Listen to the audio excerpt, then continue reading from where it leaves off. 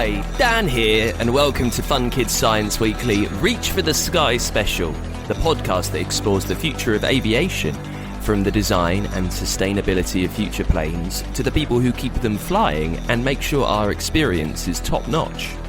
Each day, around 6,000 aircraft fly in the sky above the UK.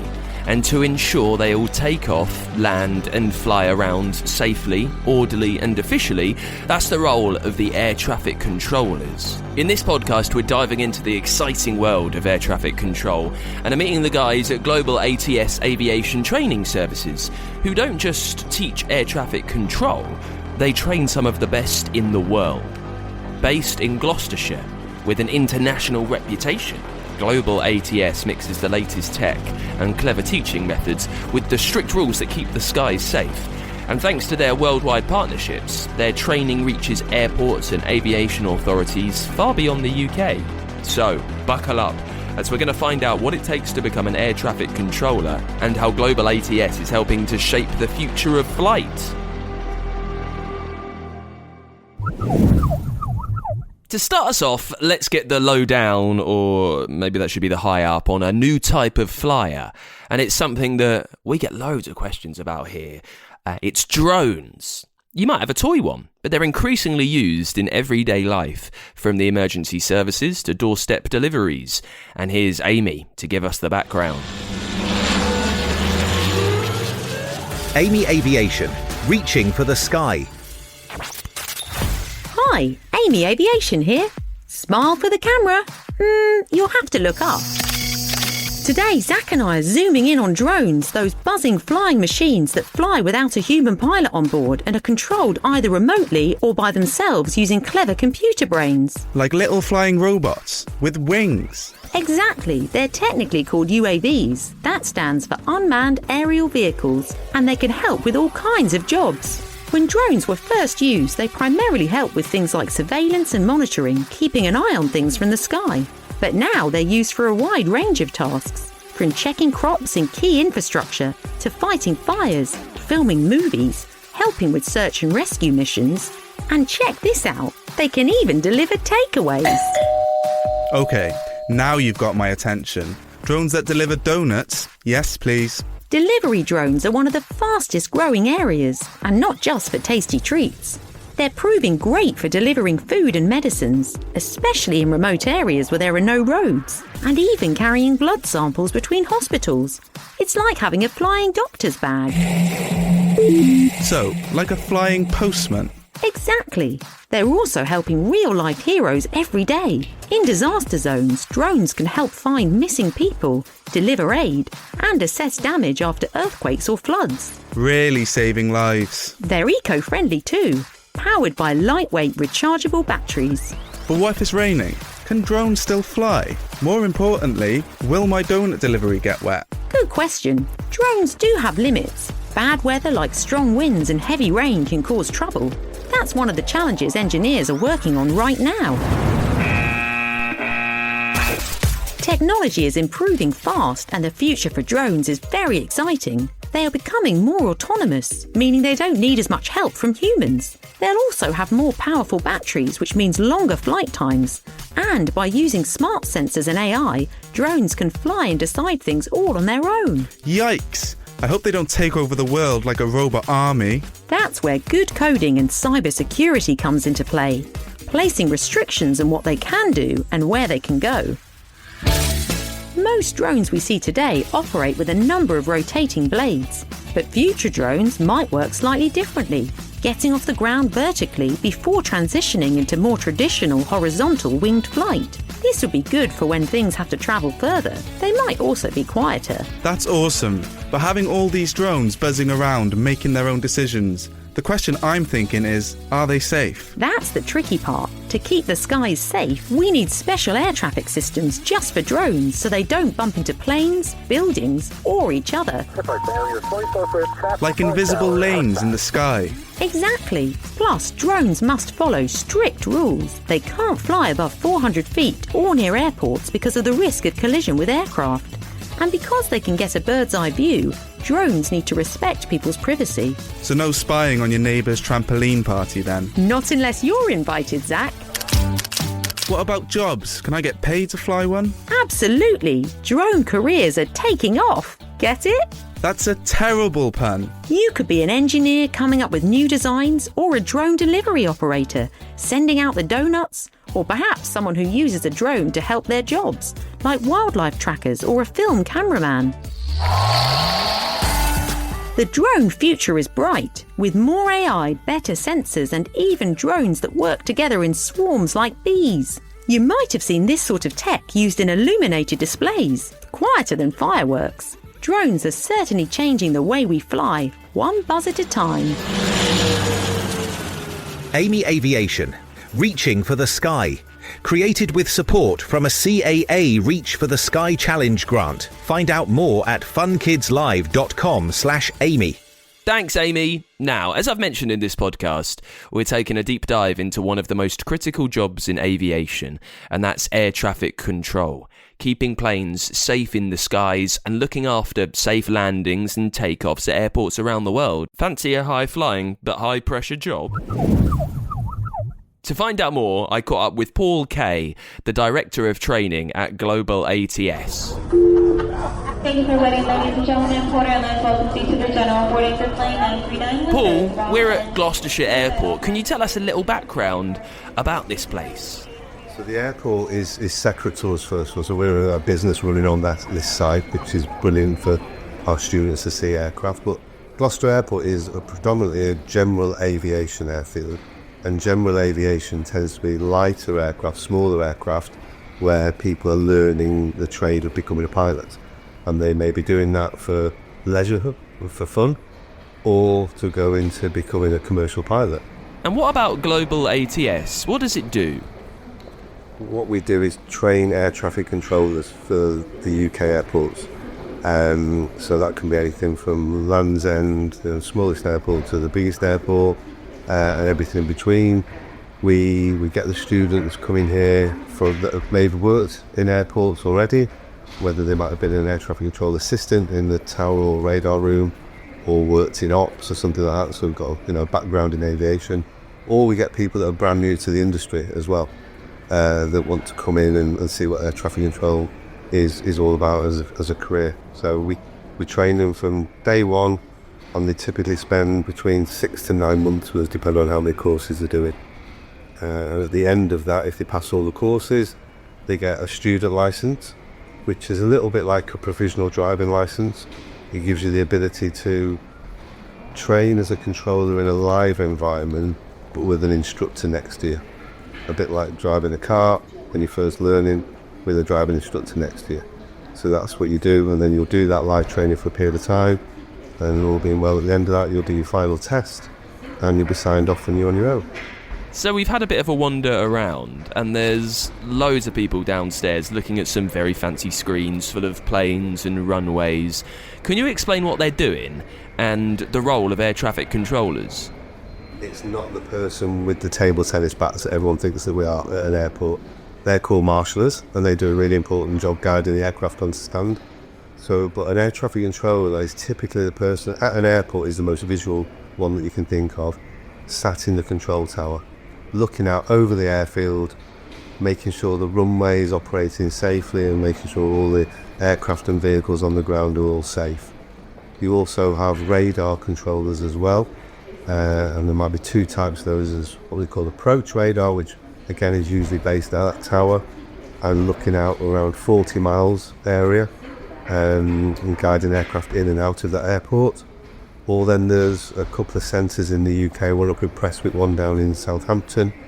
We do what they call the en route aircraft, which is the high level planes that you'll see up in the sky, maybe with the white trails behind them.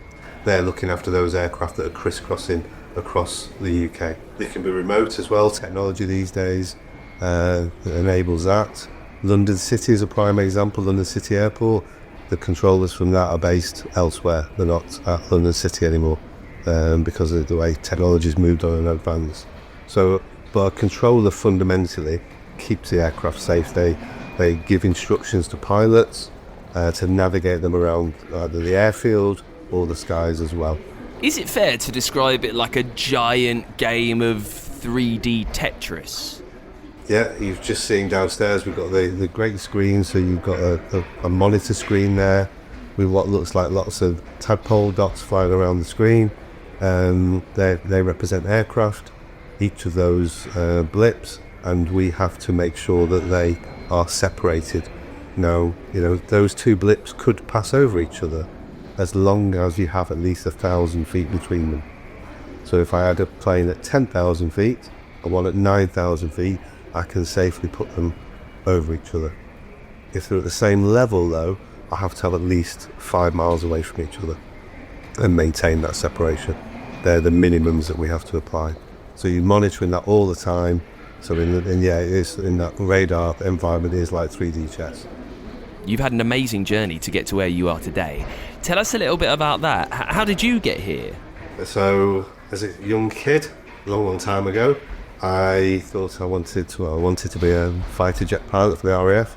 So I applied when I was 18, went down to their Biggin Hill site where they do all the testing, made it through the 4 days, which was quite challenging on its own, to be told that I hadn't quite made it as a pilot, but I could be an air traffic controller. I did not have a clue what an air traffic controller was, so I said no thank you and went back to working in retail that I did at the time. Fast forward a few years, I found out what controller did, thought it sounded really interesting, applied, was accepted, and went down to the college to become a trainee, similar to what we do here at Global. Went through the process, spent 21 months down there, and then unfortunately failed on the last day. But didn't give up, became what we call a pseudo pilot, a sim operator, driving an air traffic simulator at Manchester Airport for their trainees, and then got a job at a smaller airport up in North Wales, and then moved to a larger airport, East Midlands, where I spent 20 years. So I spent 27 years of my life as an air traffic controller, and 10 years as the air traffic manager at East Mids. Then 2 years ago, the opportunity came to become director of training here at Global. I always sent my trainees here to Global, so I knew them, the team, knew what a great reputation they had and what high standards. And so I now look after all of the instructional team, all of the sim operators and student welfare team here at Global, to make sure that our learners that come through here get the best experience that we can, the best opportunities to become a controller. A big question our listeners would like to ask is, if somebody's thinking about a career as an air traffic controller, how would they get into it? What I always say, and I'm a boring parent with this, is do your best at school and in education. Give yourself the best opportunity you can to explore whatever avenue you want to go down. So, minimum English, Maths, GCSEs, and, a few other exams. Further education. You don't need to do a degree. I didn't do a degree, and quite a lot of air traffic controllers have never done a degree. But, you have to have confidence, you have to be a good decision maker.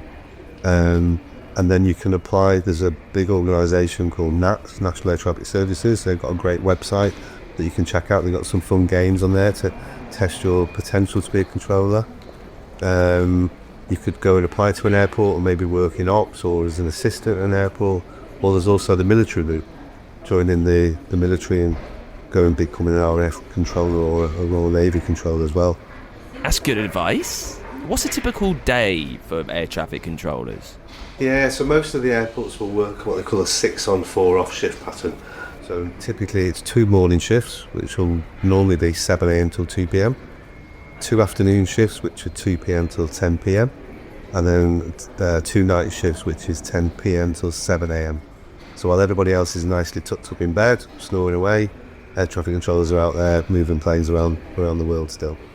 And then normally you get a sleep day and 3 days off, so that's your 6-on 4-off, which is fantastic. You tend to get days off in the week when everyone else is in work, so it's quieter. You can be there with your shifts. As a parent, for me, with my kids growing up, I was usually there to drop them at school or pick up or both. You're going to work, you'll brief yourself on what the weather's a big part of our life. We've got a beautiful hot sunny day today, but you can go in and it could be blowing a gale, it could be snowing, it could be foggy, and we still do our job. Worst case scenario, if you cannot communicate with the pilot from the tower at all, we can shine a bright light towards the cockpit to give them different colour codes which mean different things. So if it's a steady green light, then they're clear to land. If it's red, then you can't land. And so it's just all different methods of communication that you can ever think of to try and keep everything safe.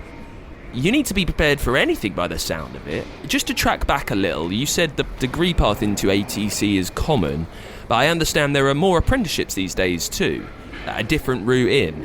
What might you need to enter one of those programmes? So definitely your GCSEs, like I say, with the English and the maths of grade 5, I believe it is these days. I'm getting old, so I was C's in old money. Gone on to done some further education, whether that be A-levels or diplomas or anything else like that. There are then opportunities for apprenticeships. However, you have to be employed by an airport before you can explore that avenue. So you couldn't come straight out of education into an apprentice and apply for an apprenticeship in ATC. You have to be employed by an airport first of all, and then come through that way. Well, it's a great scheme that we started last year. It's new. We did the first one last year, and now we've got 6 going through college, and there'll be more next year as well. I hear there's a big need for air traffic controllers at the moment, right? So at the moment there is a world shortage of air traffic controllers. To give you an idea, within the UK there's probably about 1,800 air traffic controllers. Thanks, Paul. Now, if you've seen films about pilots, think Top Gun, you might have heard some rather strange languages that pilots and controllers use. We've been finding out why it's a thing and unpacking some of the strange sounding words they use. The way that pilots and air traffic controllers speak to each other might sound like gobbledygook. Sierra Yankee Foxtrot cleared for departure, wind 240 10 knots. But there's a good reason for the funny sounding jargon. When you've got hundreds of planes flying at the same time, sometimes just a few kilometres apart, there's no room for confusion. That's why both pilots and air traffic controllers have to use the same special language. So no matter where you're from, everyone knows exactly what's happening. It's clear, quick, and keeps everyone safe. Let's decode some of the most common phrases. Sierra, Yankee, Foxtrot. That's just a plane's call sign. In this case, S, Y, F, spelled using the phonetic alphabet, which helps avoid confusion between letters that sound similar, like S and F. Roger. No, it's not someone's granddad. That just means, I've received your message. Nice and simple. Wilco is short for will comply. It's like saying, got it, I'll do it. If a pilot says, Mayday, Mayday, Mayday, that's serious stuff. It's the international word for an emergency, and it comes from the French Mayday, meaning help me. When a plane is coming into land, air traffic control might say, cleared to land, wind 240 at 10 knots. That's giving a go-ahead and telling the pilot which way the wind is blowing and how strong. And knots? It's a way of measuring speed both at sea and in the air. Commercial planes fire over 400 knots an hour. As well as words, there's squawk codes. No, it's not parrot talk. A squawk is a 4-digit code used to identify a plane, its location, and other important information. It's entered into a little box in the cockpit to identify their aircraft on radar. So if you ever find yourself hearing the flight deck crew communicate, keep an ear out. You might not understand everything, but now you'll know the weird words designed to keep things flying smoothly and safely. Over and out. Wow, so how cool is that? At Gloucester Airport, I also caught up with Kim Lewington, who's an ambassador for an aviation charity called Fly to Help that helps young people get into aviation careers. Kim, can you talk about the charity's aim? So we believe that everybody should have an opportunity to see aviation, because if they see it, they get excited about it. So we do week-long schemes for 14 to 18-year-olds that are starting to think about their careers, might be thinking about working in aviation, or they might just love aviation but not know what there is. So they spend a week with us, they apply to our programme, and in their half-term, February and October, they would spend a week based at Gloucestershire Airport, and we would visit companies like Global and Air Traffic and airline academies, and we would show them absolutely everything that they could possibly do in aviation, from operations to flying and air traffic. And since the scheme started, we had 3 people come through Global, and 2 are now qualified air traffic controllers, one's at Heathrow and one's at the Battersea heliport, so it works. You were telling me that you have a very fancy setup that you can take into schools too. Yes, we have what's called our travelling airport. It was developed just after COVID when we realised schools haven't got the funding to go out and visit airports, which then not everybody gets an opportunity. So unless they visit at weekends with families or whatever, they might not know what's about aviation at airports from a career point of view. So we take our travelling airport. It's a setup where it would be an aircraft, so we would take people that work in the industry, engineers, pilots, air traffic controllers. We've got a big display of from a control tower, and we set up an air traffic desk, and the children from age 5 up to 16, 17, they have the opportunity to take part, and we sort of vary it depending on the age.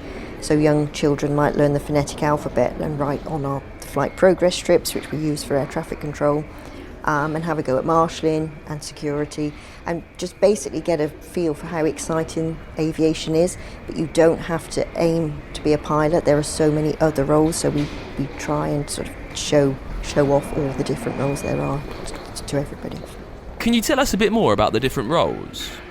So when we go to schools, we sometimes have a pilot that comes with us, but we've got pop-up banners of a lot of different roles. So we have a refueler, an engineer, a baggage handler, a marshal, and we line them all up with the pilot, and we ask what's the most important job, and they all say, whether it's because the pilot's there, but they all say it's the pilot. But when they start thinking about it, they realise that if it hasn't got fuel on the aircraft, it's not going anywhere. If the bags aren't there, if it's not parked correctly onto the stand, and if the engineers aren't fixing it, it's not going anywhere. So all of a sudden, the children start to realise that getting an aeroplane into the sky, it takes a whole team of people. Because when we start the session, we ask them to get in groups and tell us how many jobs they can think that gets that aeroplane into the sky. And it's always going to be pilot, co-pilot, cabin crew. That's generally about it. By the end of it, it's the security, it's the check-in team, it's the caterers, it's the refuelers, it's the air traffic controllers. So it's just making them think, and then know if they are thinking about a job in aviation, we tell them whatever they're thinking about doing as a career, they can do it in aviation. Whether it's management, finance, safety, anything is all available within aviation. And what you're doing is really trying to encourage girls and young women to get involved, right? So we try and make aviation exciting for everybody. But if we are going out to schools, we take we try and take role models. So it's actually really good taking somebody male for one role but a female for another role, and just letting young people know that all roles are available for everybody, whether it's male, female. 25% isn't a bad figure, because in other parts of engineering and flying it's lower. Now, Paul was telling us earlier about air traffic controller hours, which I think aren't as bad as if you wanted to be a pilot. Yes, you do get night shifts, but you get a constant sort of pattern of. When I started air traffic, I was the first female air traffic controller at Gloucestershire Airport, and for quite a long time, and it has got better, but it could do better. And females are known to be very good at multitasking, so we are very good at air traffic controlling. And sat in an office that's got windows 360 degrees, and you watch aeroplanes and you talk to them all day, who wouldn't want a job like that, really? You've sold it to me. So what was your route to be an air traffic controller? So leaving school, I just had the opportunity to do what were called O-levels, GCSEs now. Didn't have any option for doing anything else out of school, so I had to go and get a job. Wanted to be a runner, because I used to compete and run. Couldn't think of anywhere better to do it than with a military career, so I applied for the Air Force. Did a couple of tests, and they said I could. Air traffic control was one of them, and again, it's one of those jobs of what does an air traffic controller do? Do they hold bats and marshal? What I have learnt that that's not what air traffic controllers do, but at the time I didn't have a clue. So it was, you had to be 17, and I was a 16-year-old straight out of school. Luckily at the time the government were doing the 6-month work experience schemes, and they had one as an air traffic control assistant at at Gloucester Airport in the tower. So off I went, and an assistant's role is a really good starting point. And you can be an assistant and stay an air traffic assistant for the whole of your career. It's the administration side of the role without the responsibility and the pressure. So it's a fantastic job. But also as an assistant, you get an opportunity, if you wanted to then progress to be a controller. And I was offered that opportunity. So that's what I did. I went to the college and did months and months of hard work, really hard work, and didn't get through first time. In fact, it was lack of confidence, and I failed a couple of times with lack of confidence with one of the exams, having to sort of talk to people and be questioned about the job, but worked hard, did it all again, and managed to be a controller for quite a long time at Gloucester Airport. And then since then I came out of air traffic control and then realised I liked showing youngsters around the airport and showing them opportunities that I had without having all the academic qualifications. So hence here I am now with Fly to Help and working a lot with the Gloucestershire companies, making sure all the young people get opportunities to see aviation. How are those kind of lessons important for somebody who wants to be an air traffic controller? So air traffic control isn't one of your sort of straightforward jobs. It is a very responsible job, and it's very stressful to get there.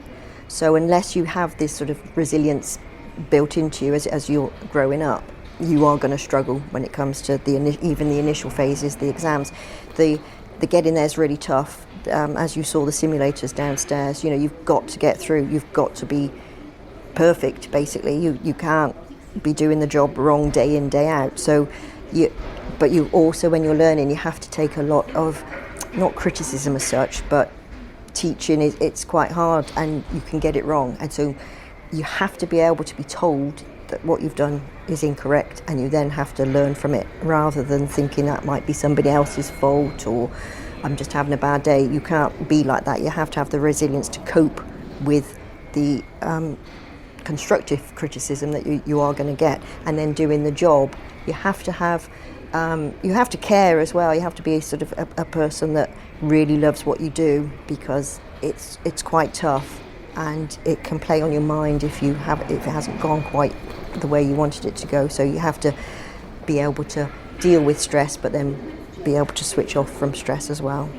You've got to just keep going. You know that the training you've been given, and it's not just the training to clear an aeroplane to land, it's training to what if that aeroplane has an incident or something's happening, or it's to deal with everything, and it's thrown at you through your training. And then when you're a controller, you don't finish training. It's a constant being watched, constant sort of looking through the books, talking to your instructors, and going off to other airfields maybe, and seeing how learn from other people. I always say that you never ever finish learning in aviation until the day you retire, because you're constantly, from the moment you step in, and you have to keep learning and want that. You have to want to be that person, otherwise it's the wrong job for you. Wow, it sounds like an incredibly rewarding career. If somebody's listening to this and they want to get into it, what steps would you advise that they take? Well, I'm obviously going to say come to talk to Fly to Help, so Fly 2, as in the number 2, and look at our week-long schemes. We do them in Gloucestershire, but we have done them at other airfields, and there's no reason to say if we got more funding, we could do them at other airfields. But get in touch with organisations. If you Google air traffic control, you're going to be completely mind blown with what's out there. So talk to organisations like Fly to Help that do the week-long schemes. But also we could come to your school, or we could get a speaker in, or just to offer some advice, because it's hard to look it up online. There are organisations that have mentoring schemes, and one-to-one. There's another organisation called Aviation in Reach that Paul has dealt with in the past, and I'm currently a mentor for a young girl wanting to be an air traffic controller and is going through the NATS process. So, there's people out there that want to give back, that want to help, because we know it's such a fantastic industry to get into, that we're all willing to help. And just immerse yourself in aviation, hang around at airports, get the Saturday job at an airport cafe, because it's talking to people, builds up your excitement, and they'll know somebody that could probably help you and advise and everything like that. Now, air traffic controllers might get the bird's eye view of the airfield, but with hundreds of different careers in aviation, there's roles that could take you almost anywhere. And one that keeps your feet firmly on the ground is, well, the clue is in the name, the ground crew. When you think of airports, you probably think of pilots, flight crew, planes and passengers, but there's a huge number working on the ground, the ground crew, and without them, nothing would take off. Ground crew do all sorts of important jobs. Some guide planes into their parking spot using glowing paddles, like human traffic lights. Others load and unload baggage, refuel aircraft and drive cool airport vehicles like tugs and de-icing trucks. And here's something you might not know. Some ground crew are bird scarers. Birds can be dangerous if they get too close to aircraft, so airports use clever tactics to keep them away. That includes playing bird alarm calls, using flares, and even flying trained birds of prey. It's like a wildlife rescue mission with added runway safety. These are hands-on jobs, so suit people who like being active, working in a team, and don't mind the weather. Next time you're flying out on holiday, give a little wave to the ground crew. They might not wear capes, but they're airport superheroes all the same. And with all that, it's time for us to head back to departures. But I hope you can join us again soon.